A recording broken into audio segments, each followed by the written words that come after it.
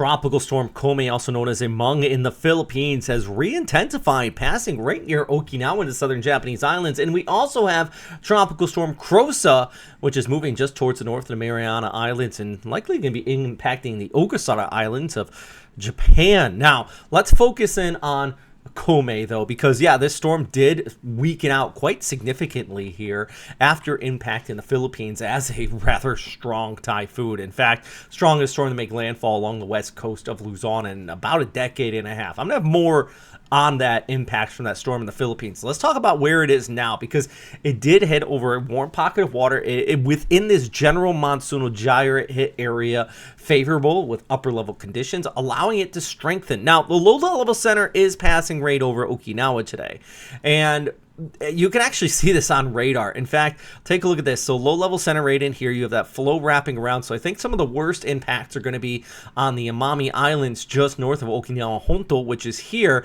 And you can see the flow coming in around like this. And in fact, Kita Daito, which is right in about here, by the Daito Islands, about 5,000 people live out there.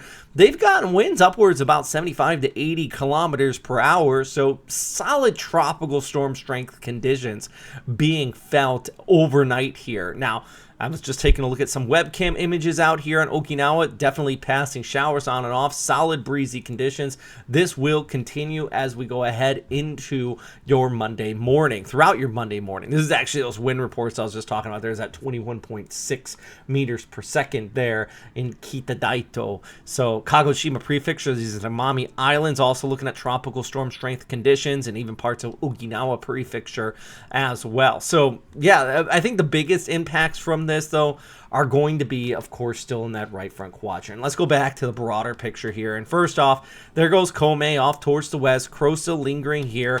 Both of these, by the way, are helping to influence and continue to enhance the southwest monsoon, aka the Habaga, which I'm going to talk about for the Philippines, because you don't need any more rain, and you still got two systems towards your north continuing to feed that machine that is the southwest monsoon. So here's a look at the track, though, still maintaining tropical storm status, moving off towards the west, possibly coming on shore around Shanghai, will bring some heavy rainfall there, parts of the Yangtze River Basin. And you can see here a closer look what I was talking about. So Okinawa really missing out on the worst of it, and that's going to be in the right front quadrant.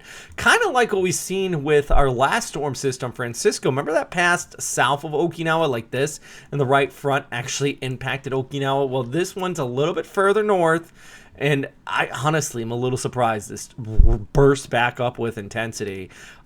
It's not the beautifulest storm. It's not a hurricane by any means. So, no, we're not talking Cat 1, Cat 2. In fact, if we go back to just the general satellite imagery here, you can see what I'm talking about with it. In fact, let's go right here. Here's your satellite. And yeah, I mean, there's the Daito Islands where I was just saying they had the highest wind gust here today. But let's actually pull up the ECMWF and the wind here. And yeah, you can see how that low-level center passes towards the north. But since this is a monsoonal gyre type of low, the right side, the north side of the storm, is where you're going to see the bulk of the heavy winds. The dirty side, as we like to call it here. So the Amami Islands definitely get the biggest impacts. Now, not to say Okinawa is going to miss out on it. And honestly, I would put out a solid trampoline alert for Okinawa friends. And the military bases there, we know you're going to see at least one image of one getting tossed about here. It happens in every storm, my goodness. But definitely not a full-on storm watch type setup here, but a few squalls could still kick on by. All right, so let's pull back the broader picture, because we, of course, still have Krosa here, and of course we still have the enhanced monsoon. And you know, let's just show you this. So here's our storm. It's going to pass by here throughout Monday morning, moving off towards the west from Okinawa. But at the same time, you also are continuing to track Krosa, which is lingering here. And both of these storms in tandem are continuing to enhance the Baga, or the southwest monsoon. So you got one storm there, another storm here, and our conveyor belt continuing to kick in. And boy, it is not letting up. And if you're curious about the steering flow here outside of just what the models are showing you, what's happening is we do have a bit of this overall monsoonal gyre, really just dominating. In fact, I wonder if I can get this off the screen. Let's get this off the screen. All right, so let's pull back the entire picture here because I really want you to see this. So look at the overall monsoonal gyre here. See that entire flow coming around like that? It is all trapped in, and then you see all this positive vorticity in red. That's why the Philippines has been getting so much rain.